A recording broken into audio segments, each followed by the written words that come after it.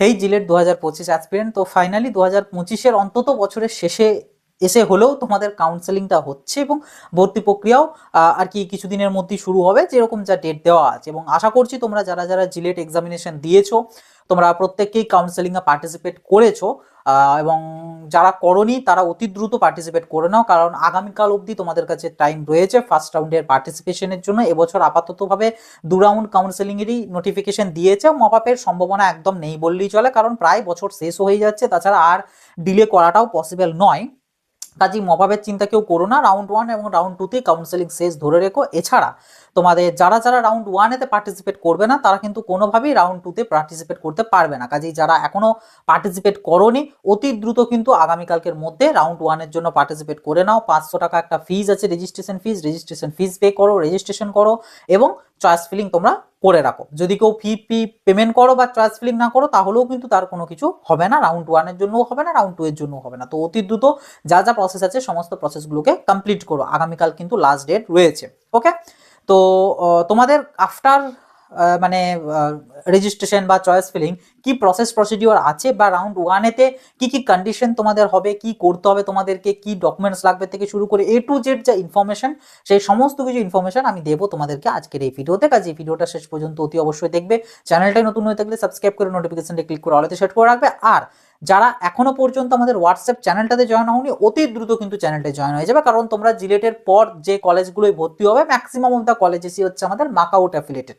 তাতে তুমি ফার্মাসির ক্ষেত্রে আসো অথবা বিটেকের ক্ষেত্রে যাও, ম্যাক্সিমামটাই মাকআউট অ্যাফিলিয়েটেড। এবং মাকআউট regarding A to Z information একদম টাইম টু টাইম তোমরা আমাদের ওই হোয়াটসঅ্যাপ চ্যানেলটাতে কিন্তু পেয়ে যাবে। এর পাশাপাশি বিভিন্ন জব ভ্যাকেন্সি থেকে শুরু করে আদার কম্পিটিটিভ এক্সাম সমস্ত কিছু ইনফরমেশন ওখানে আসে।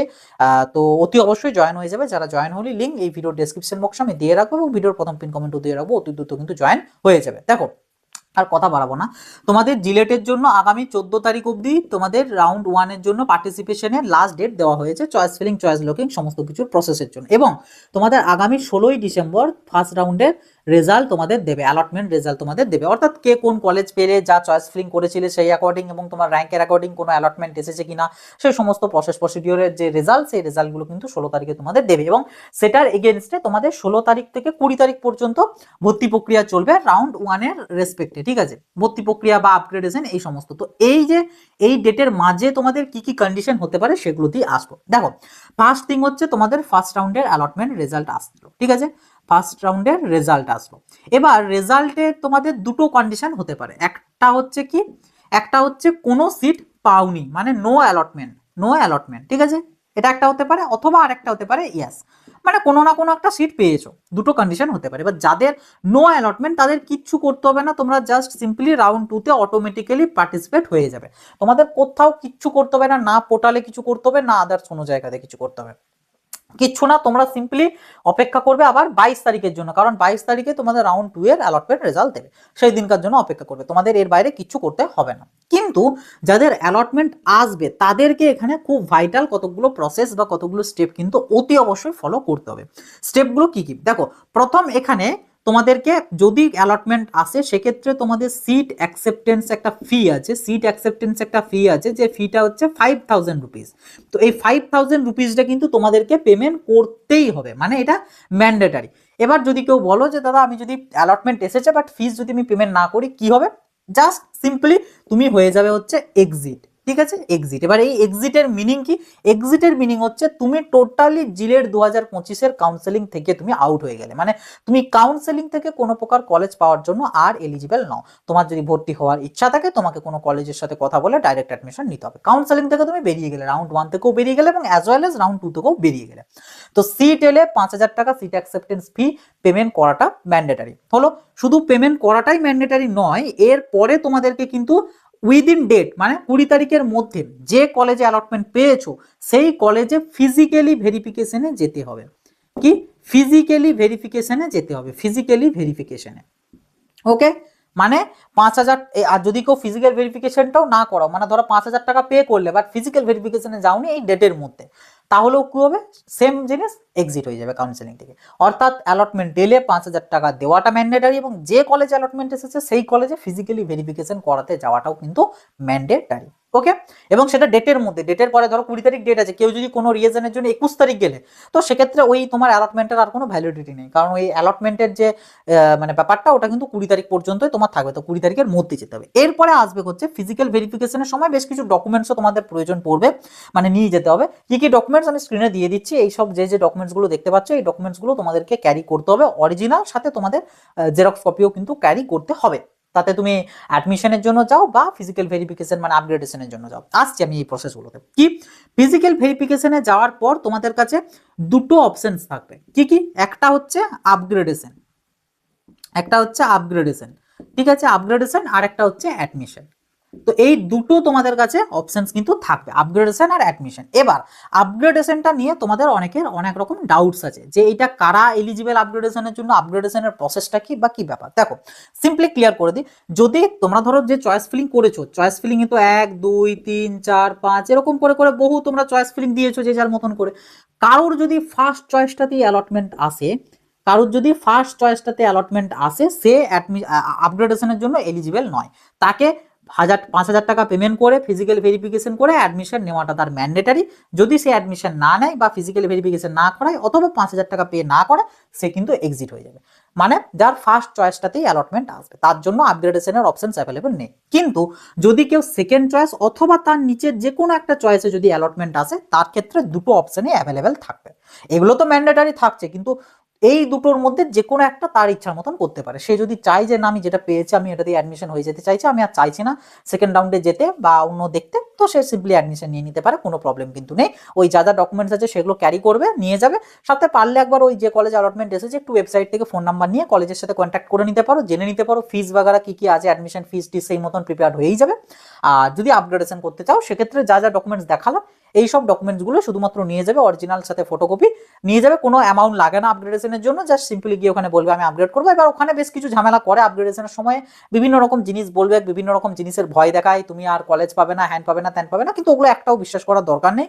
যে মোটিভ নিয়ে যাচ্ছ যে আমি আপগ্রেডেশন করাতে যাচ্ছি, তো আপগ্রেডেশন করিয়েই যেন বাড়ি ফেরো, কারণ বহু ক্যান্ডিডেটের দেখা গিয়েছে আপগ্রেডেশন করাতে গিয়েছে বাট ফেরত এসেছে অ্যাডমিশন নিয়ে। অনেকে বলতে পারে তারা টাকা কোথায় পেলো, ওরা ঠিক সেই সব ব্যবস্থা করে রাখে, ঠিক আছে। তো অতি অবশ্যই আপগ্রেডেশনের সময় বহু জিনিস তারা কিন্তু বলবে যেগুলো ভয় পাওয়ার মতোই, তুমি একদম চিন্তিত হয়ে পড়বে, কিন্তু ওগুলোতে একটাও বিশ্বাস করার দরকার নেই, যেটা রুলস সেটা রুলস, সেই অ্যাকর্ডিংই কিন্তু হবে। এনিওয়ে, এবার আপগ্রেডেশন, আপগ্রেডেশনের বিষয়টা কি দেখো, আপগ্রেডেশন মিন্স আপগ্রেড করা, মানে আমি যেটাতে অ্যালটমেন্ট পেয়েছি এর থেকে বেটার কোনো কিছু আমি পাচ্ছি কিনা সেটা চেকিং এর জন্য হচ্ছে আমাদের আপগ্রেডেশন প্রসেস। এবার ধরো ফর এক্সাম্পল কোনো একটা ক্যান্ডিডেট তার 4 নম্বর যে কলেজটা যেটা দিয়েছিল চয়েসে, এই চয়েসটাতে তার হয়তো অ্যালটমেন্টটা এসেছে, ঠিক আছে, আসতেই পারে, এসেছে, তো অ্যাজ পার রুল সে কিন্তু আপগ্রেডেশনের জন্য এলিজিবল। এবার সে আপগ্রেডেশন করালো, মানে আপগ্রেডেশন করানো মানে সিম্পলি সে হচ্ছে রাউন্ড 2 তে আবার চলে গেল, রাউন্ড 2 তে। কিন্তু এখানে একটা বিষয় আছে, সেটা হচ্ছে সে যেহেতু পেমেন্ট করে ফিজিক্যাল ভেরিফিকেশন করে আপগ্রেডেশন হয়ে রাউন্ড 2 তে গিয়েছে, যার কারণে এই যে সিটটা, এই সিটটা কিন্তু তার জন্য রিজার্ভড হয়ে রইলো,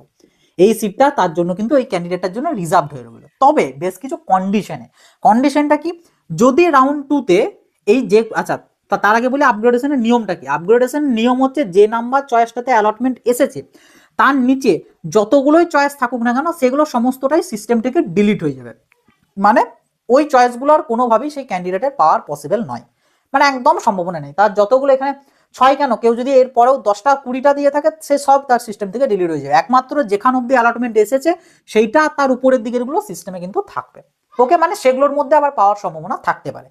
তো প্রথমত ডিলিট হয়ে গেল, এরপর তার রাউন্ড 2 তে, তার রাউন্ড 2 তে এগেন টপ টু বটম তার চেকিং হবে, টপ টু বটম তার চেকিং হবে, এবং চেকিং হতে হতে দেখা যাবে যে ক্যান্ডিডেটটার যেটাতে অ্যালটমেন্ট এসেছে এটা বাদ দিয়ে এর উপরে যতগুলো আছে সেগুলোর মধ্যে কোনোটাতেও অ্যালটমেন্ট আসছে কিনা, যদি আসে তাহলে ভালো কথা, রাউন্ড 2 তে যেটাতে এলো সেই অ্যালটমেন্টটা আসবে, এবং সেই সময়েতে পুরনো যে সিটটা ছিল এই সিটটা কিন্তু ক্যান্সেল হয়ে যাবে। আশা করি বোঝাতে পেরেছি, মানে যদি কোনো ক্যান্ডিডেটের আপগ্রেডেশন করানোর পর নতুন কোনো কলেজ যদি আসে, অবভিয়াসলি সেটা উপরের দিকের হবে, কারণ নিচ দিকের গুলো তো ডিলিট হয়ে যাচ্ছে, উপরের দিকে যদি কোনো নতুন কলেজ আসে তাহলে পুরনো যে সিটটা অর্থাৎ রাউন্ড 1-এ যে সিটটা পেয়েছিল সেই সিটটা কিন্তু সে কোনোভাবেই আর ফেরত পাবে না, সেটা তার ক্যান্সেল হয়ে যাবে। তার কাছে রাউন্ড 2-তে মানে অপশনস থাকবে, ওই রাউন্ড 2-তে যেটা পেলো নতুন যে কলেজটা আসলো সেই কলেজটাতে হয় ভর্তি হওয়া, আদারওয়াইজ কাউন্সেলিং থেকে বেরিয়ে যাওয়া, কিন্তু পুরোনোটা তার ফেরত যেতে পারবে না, কোনোভাবেই পারবে না। কিন্তু যদি নতুন কলেজ না আসে তখন তোমার কাছে আবার এই পুরনো যে সিটটা, যে সিটটা রাউন্ড 1-এ পেয়েছিলে, সেই সিটটাই তোমার কাছে ফেরত আসবে। এইটা হচ্ছে আপগ্রেডেশনের রুলস। কিন্তু কলেজে যখন আপগ্রেডেশনের জন্য যাবে, ওরা এরকম অনেক বলবে যে তুমি আর এই কলেজটা পাবে না, তুমি কলেজটা পেলেও তোমাকে ভর্তি নেবো না, এরকম বহু কিছু বলবে। তো ওগুলোতে একটাও কান দেওয়ার দরকার নেই। হ্যাঁ, এই কথাটা পার্সিয়ালি সত্যি বলে যে এই কলেজটা আর পাবে না বা ভর্তি হতে পারবে না, কারণ অবভিয়াসলি যদি তুমি নতুন কলেজ পেয়ে যাও তখন আর ওই কলেজটাতে তুমি আর পাবে না। তো ওরা ওটা পার্সিয়ালি ট্রু বলে, কিন্তু ওরা এই ব্যাপারটা ক্লিয়ারলি বলে না যে তুমি যদি নতুন কোনো কলেজ না পাও তখন তুমি আবার এটাই পাবে। এই কথাটা তারা বলে না, তারা জাস্ট এটুকু বলে তুমি আর পাবে না। তো ব্যাপারটা তা নয়, ব্যাপারটা হচ্ছে পাবে, যদি নতুন কলেজ না পাও তখন তুমি এটা ফেরত পাবে। কিন্তু নতুন কলেজ পেয়ে গেলে আর হাজার চেষ্টা করলেও, তুমি লাখ টাকা খরচা করলেও তুমি আর ওই কলেজটাতে অফিসিয়ালি যেতে পারবে না। তুমি এবার ওই কলেজে ডাইরেক্ট অ্যাডমিশন নিতে পারো, কিন্তু অফিসিয়ালি যেতে পারবে না। কাজে আপগ্রেডেশন করলেও একটু ভেবে চিন্তে করবে যে আমি মানে সুইটেবল থাকবো কিনা। কারণ অনেক ক্যান্ডিডেটের থাকে, ধরো কারো 5 নাম্বার অ্যালটমেন্ট হয়েছে, এবার তার নিয়ম অনুযায়ী 1 থেকে 4-এর মধ্যে যে কোনো একটা অ্যালটমেন্ট আসতে পারে, না হলে 5টাই ফেরত আসতে পারে। এবার কিছু ক্যান্ডিডেট আছে যারা বলে যে দাদা আমি এই 1 থেকে 4 ঠিক আছে, আমি 1 নাম্বারটা পেলেও আমার চলবে, 2 নাম্বারটাও চলবে, 4 নাম্বারটাও চলবে, কিন্তু 3 নাম্বারটা যদি আমি পেয়ে যাই তাহলে আমি কিন্তু ওটা চাইবো না, আমি ওর থেকে বরং 5 নম্বরটাই নেবো। তো এরকম কন্ডিশন হলে আমি বলবো দরকার নেই আপগ্রেডেশনের, কারণ আপগ্রেডেশন তোমার ওরকম কাস্টমাইজেশনের উপরে হয় না যে আমার এগুলির জন্য আমি করবো আপগ্রেডেশন, ওইভাবে হয় না। আপগ্রেডেশন হওয়া মানে তোমার 1 থেকে 4-এর মধ্যে যে কোনোটা আসতে পারে, ইনক্লুডিং 3 আসতেই পারে। তো ওই জিনিসগুলো একটু ভাবনা চিন্তা করে আপগ্রেডেশনের দিকে যাবে যদি কারোর যাওয়ার ইচ্ছা থাকে। আর আপগ্রেডেশনের রুলস হচ্ছে এটা যে যদি নতুন কলেজ পেয়ে যাও তখন পুরোনোটা তোমার ক্যান্সেল, বাট নতুন কলেজ না পেলে তুমি পুরোনোটাই পাবে। এবং পুরোনোটা যখন পাবে, যদি কলেজ রাউন্ড 1-এর সময় তোমাকে বলে থাকে যে তুমি রাউন্ড 2-তে এটা পেলেও তোমাকে আর ভর্তি নেবো না, ওগুলো হয় না, তখন ওরা ভর্তি নিতে বাধ্য এবং তোমাকে ওরা অত আইডেন্টিফাই করতেও পারবে না। তো চিন্তার কিছু নেই, তুমি ভর্তি নিতে আরামসে পারবে, চিন্তার কিছু নেই। তো এই হচ্ছে পুরো আপগ্রেডেশনের রুলস। জাস্ট সিম্পলি ভেরিফিকেশন করলে এবং আপগ্রেডেশনে চলে গেলে রাউন্ড 2-তে হয়ে গেলে। এবার রাউন্ড 2 এর জন্য যে 22 তারিখ ডেট আছে, 22শে ডিসেম্বর, সেই সময়তে আবার চেক করবে যে তোমার নতুন কলেজ এলো নাকি পুরোনোটাই রইলো, ওটা চেক করে এবং সেই মতন রাউন্ড 2-তে আমি কি কি হবে আমি সেগুলো তখন বলে দেবো পরবর্তীতে। তো সেই মতন কাজটা হবে। আর যারা অ্যাডমিশন নেবে তাদেরকে সিম্পলি অ্যাডমিশনের জন্য সব ডকুমেন্ট জমা দেবে, ফি পেমেন্ট করবে, পেমেন্ট করার পর বাট অ্যাডমিশন তোমাদের ডান, এবং যখনই অ্যাডমিশন নিয়ে নিলে সেই ক্যান্ডিডেট কিন্তু আর রাউন্ড 2 এর জন্য এলিজিবল থাকবে না। বাস, এই হচ্ছে অ্যাজ সিম্পল নিয়ম। কিন্তু এই যে কন্ডিশনগুলো যেগুলো বললাম সেগুলো অবশ্যই মাথায় রাখবে, আদারওয়াইজ কিন্তু এক্সিট হয়ে যাবে। আর এক্সিট হয়ে যাওয়া মানে টোটালি কাউন্সেলিং থেকে কিন্তু আউট হয়ে যাবে।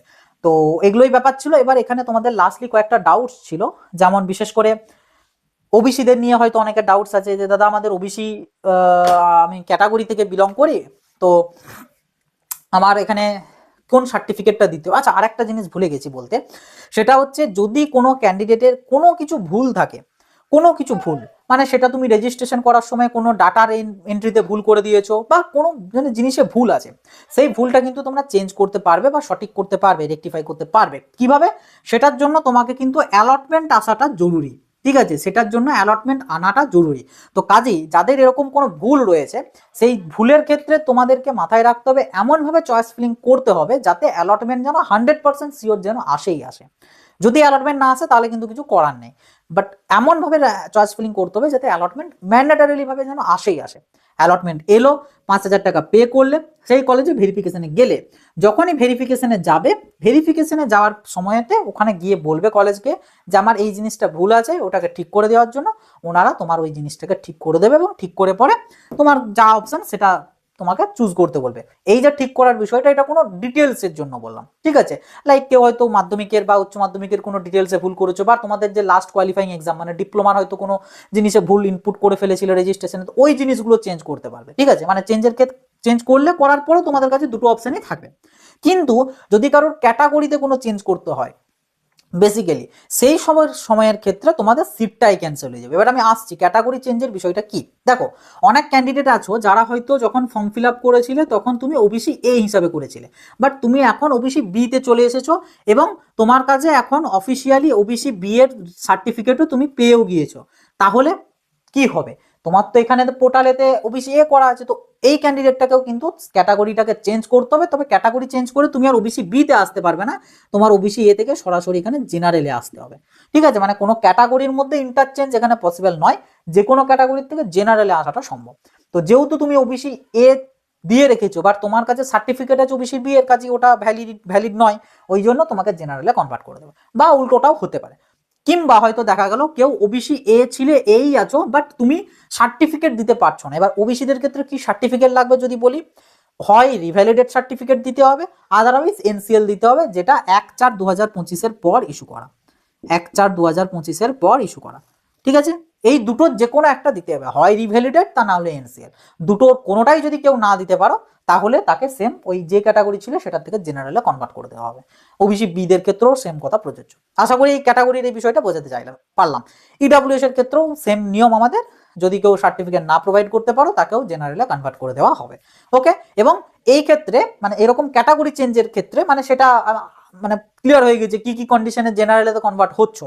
তো এই কন্ডিশনের ক্ষেত্রে কি হবে, ভেরিফিকেশনে গেলে ক্যাটাগরিটা তোমাদের চেঞ্জ করলো এবং চেঞ্জ যখনই হয়ে গেল তোমার কাছে এই দুটোর কোনো অপশানই থাকবে না, তোমাকে সরাসরি রাউন্ড 2 তে পাঠিয়ে দেওয়া হবে এবং অ্যাজ এ ফ্রেশ ক্যান্ডিডেট মানে তোমার রাউন্ড 1 এর যে অ্যালটমেন্টটা এটা টোটালি কিন্তু নষ্ট। মানে 5,000 টাকাটা দিয়েছো ঠিকই, কিন্তু যে সিটটা পেয়েছিলে সেই সিটটা যেমন আপগ্রেডেশনের ক্ষেত্রে যেমন বললাম যে এটা রিজার্ভ রইলো, তোমাদের কিন্তু রিজার্ভ থাকলো না, এবং তোমার যে পজিশনে অ্যালটমেন্ট এসেছিল তার নিচের দিকের কলেজগুলোও ব্লক হবে না, কারণ তুমি রাউন্ড 2 তে অ্যাজ এ ফ্রেশ ক্যান্ডিডেট যাচ্ছ। আর ফ্রেশ ক্যান্ডিডেট মানে তোমার একদম নিচ অব্দি সমস্ত ইয়েই থাকবে এবং তুমি যেটাতে খুশি অ্যালটমেন্ট পেতে পারো। তোমার ক্ষেত্রে এমনটা হবে না যে তুমি যেটাতে অ্যালটমেন্ট পেয়েছিলে তার উপরের দিকের গুলোর মধ্যে কোনো একটা পাবে বা সেটাই ফেরত পাবে, এমনটা নয়, কারণ তুমি এখানে অ্যাজ এ ফ্রেশ ক্যান্ডিডেট। এবার তুমি যা চয়েস ফিলিং করেছো, তোমার যা র্যাঙ্ক, সেই র্যাঙ্কের হিসাবে সেই চয়েস ফিলিং এর অনুযায়ী জেনারেল ক্যান্ডিডেট হয়ে যদি অ্যালটমেন্ট আসার সম্ভাবনা থাকে তাহলে তুমি রাউন্ড 2 তে অ্যালটমেন্ট পাবে, তা নাহলে অ্যালটমেন্ট পাবে না। মানে রাউন্ড অন্যান্য ক্ষেত্রে ইন জেনারেল কি হচ্ছিল, রাউন্ড 1 এ যারা অ্যালটমেন্ট পাচ্ছে এবং রাউন্ড 2 তে যাচ্ছে তাদের ক্ষেত্রে রাউন্ড 2 তে অ্যালটমেন্ট আসবেই আসবে, হয় নতুন আসবে না হয় পুরোনোটা আসবে। কিন্তু